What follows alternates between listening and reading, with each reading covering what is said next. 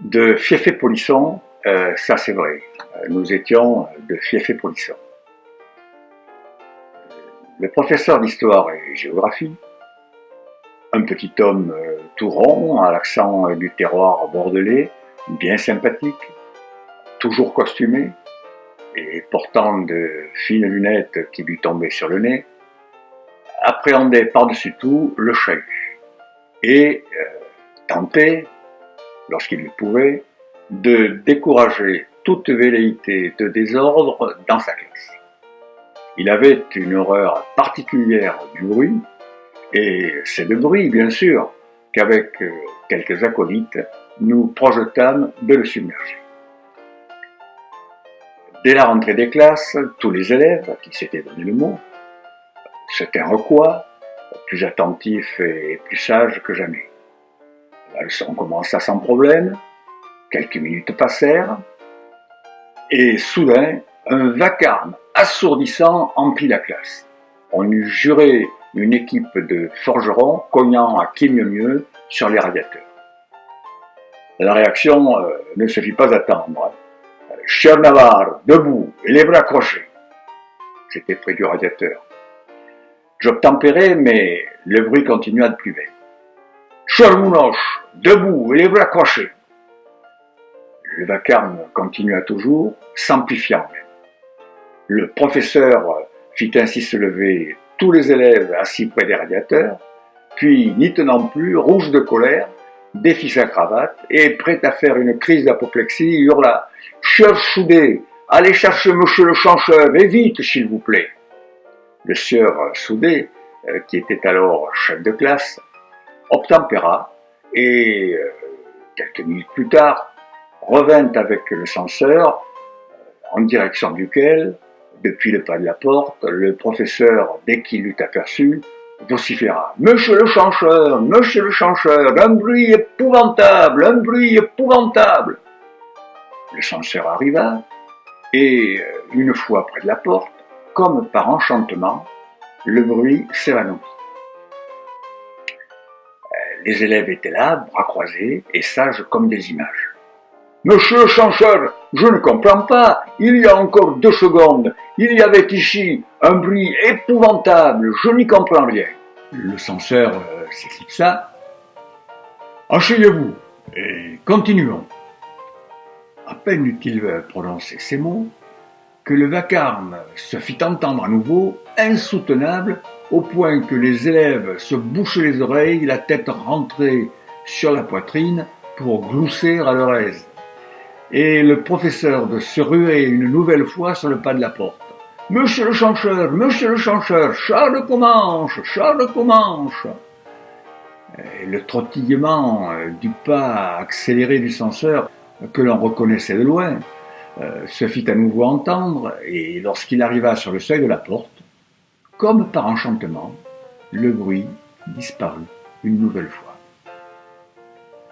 Le censeur inspecta la classe, dévisagea les élèves pour tenter de trouver un coupable ou une explication, jeta un œil sous les tables, puis s'éloigna une nouvelle fois sans avoir pu déterminer l'origine de ce chahut peu banal. Heureusement pour le professeur, la sonnerie ne tarda pas à retentir et le délivra de ce chahut infernal. Le lendemain matin, le censeur me fit appeler avec le délégué de classe et s'adressa à nous en ces termes. Vous en avez fait des âneries dans ce lycée, hein? Mais l'autre jour, avec votre professeur d'histoire, que s'est-il passé, hein? Que s'était-il passé?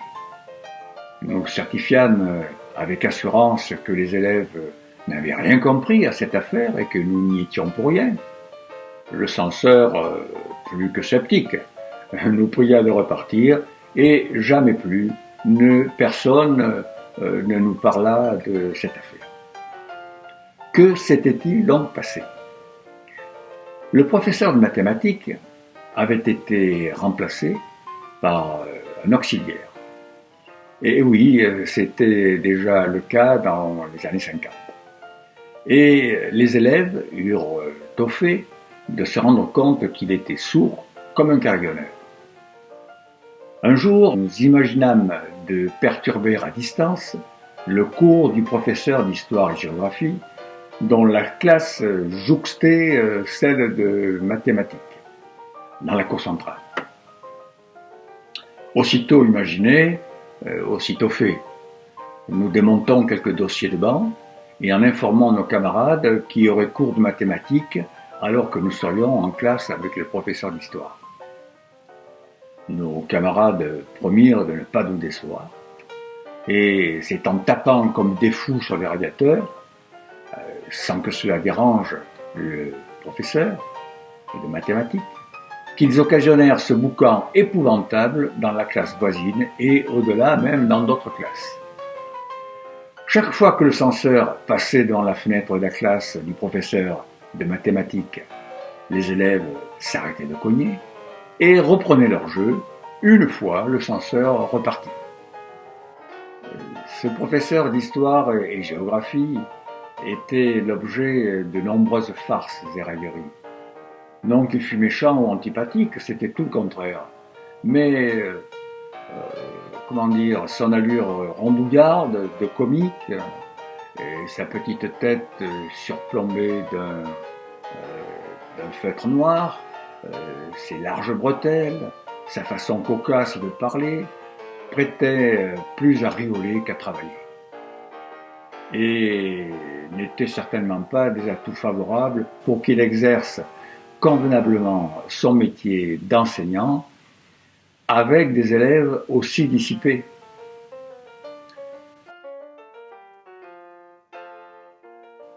Avec un autre copain, lui aussi en classe de 4e, mais dans une autre section, nous décidons un jour de lui faire une autre farce. C'était au mois de mai, et la fête de la Saint-Urbain battait son plein sur la place du Gravier, où elle se déroulait à l'époque. Nous achetons une grande quantité de pétards, des pétards à mèche, et en faisant une grosse botte que nous apportons au lycée. Nous convenons d'un stratagème et nous nous séparons. J'allais en cours d'histoire et mon copain en classe d'études après avoir bien réglé nos montres. À l'heure dite, j'entends un léger bruit derrière la porte de la classe et m'écrie devant le professeur. « Écoutez, 5. Mais que se passe-t-il, cher Navarre?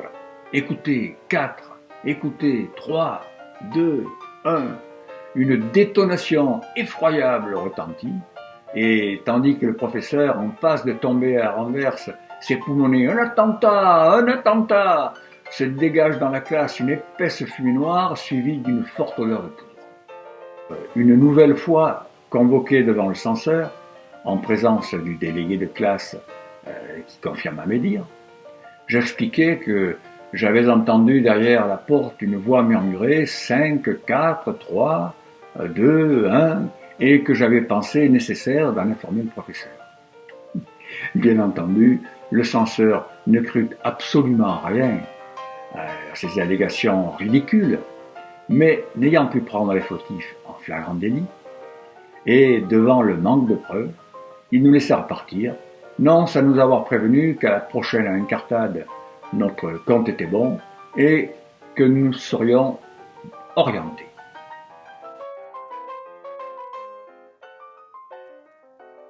Nous n'épargnâmes point le nouveau professeur de mathématiques, grâce à la surdité duquel nous avions si effrontément chahuté le professeur d'histoire. Avec mon ami Soudé, nous lui subtilisons le sujet d'un devoir surveillé. C'était celui de la composition trimestrielle, me semble-t-il, et le distribuons au cancre de la classe. Les notes dépassèrent leurs espérances, les bons élèves, eux, se retrouvaient avec des résultats tout juste convenables, tandis que les fautifs, les nuls, qui avaient fait préparer le travail par des élèves de terminale, se voyaient gratifiés de notes approchant le maximum, ce qui plongea l'ensemble des potaches dans un océan d'hilarité. Mais là ne s'arrêta pas si l'on peut dire, la plaisanterie, si l'on peut parler de plaisanterie. Avec les sujets de l'interrogation, j'avais subtilisé des corrigés d'exercices, à moins que je les ai dénichés parmi les spécimens que recevaient mes parents, je ne m'en souviens plus très bien. Un matin, le professeur se met en devoir de nous interroger. Les exercices devaient être particulièrement ardus, car pas un des élèves qu'il appelle au tableau ne parvient à trouver la solution. Il fait alors appel à un volontaire. Sûr de moi, je me présente, je m'empare d'une craie et remplis le tableau de fadaises, mais véritablement de fadaises mathématiques, plus incohérentes les unes que les autres. Puis, pour conclure, je me saisis d'une craie rouge et écris le résultat de l'exercice que j'avais noté auparavant dans ma main. Je l'encadre et, triomphant, regarde le professeur, un peu abasourdi, qui me demande « Mais comment avez-vous fait ?» Je lui lance alors avec le plus grand sérieux et en criant assez fort pour qu'il entende bien « La loi des grands nombres !» « Parfait, à votre place, vous avez mérité un 20, me dit le professeur, abasourdi par tant d'assurance. Et tout le monde de rire sous cap, bien entendu. Ceci se passait quelques jours avant le conseil de classe du second trimestre. J'étais parmi les premiers en mathématiques. Ces dispositions soudaines pour les maths durent probablement intriguer les autres professeurs, qui ne manquèrent certainement pas de s'en ouvrir aux braves auxiliaires, car dès le lendemain matin, je suis appelé au tableau pour un contrôle inopiné. Alors que le professeur se lève et se rassoit comme un pantin et me questionne sur des banalités auxquelles j'essaie de répondre en bafouillant, il me vient à l'esprit une idée aussi insolite que saugrenue. À l'insu de l'enseignant, je dépose sur le siège du malheureux une timbale en métal qui traînait par là, et j'attends. Hors de lui, vexé d'avoir ainsi été mené en bateau par un petit morveux, le professeur n'arrêtait toujours pas de bondir de sa chaise et de s'y rasseoir vivement. Bien entendu, l'inévitable se produit, et le professeur se met à hurler, rassemble ses affaires et se sauve, jurant que les choses ne s'arrêteraient pas là et que j'entendrais parler de lui. Le titulaire du poste, ayant repris le travail peu de temps après, il n'y eut aucune suite à cette affaire et là s'arrêtèrent mes prouesses, certes bien peu enviables en mathématiques. Voilà, nous étions une bande de polissons, de trublions irrespectueux, au possible envers les professeurs et l'administration du lycée, et capables du pire pour passer le temps et s'amuser à leurs dépens. Ce n'était pas que nous détestions nos professeurs, mais nous saisissions la moindre faille, la moindre faiblesse pour saper leur autorité dans un établissement qui nous paraissait trop rigide et qui était très certainement mal adapté à certains d'entre nous. Alors, l'habitude du chahut agissait comme une drogue dont on ne peut se passer et dont il faut sans cesse augmenter les quantités. D'où la surenchère des provocations et des bêtises. Mais je ne vais pas tenter d'expliquer et encore moins justifier ces conduites rebelles jusqu'à l'inadmissible.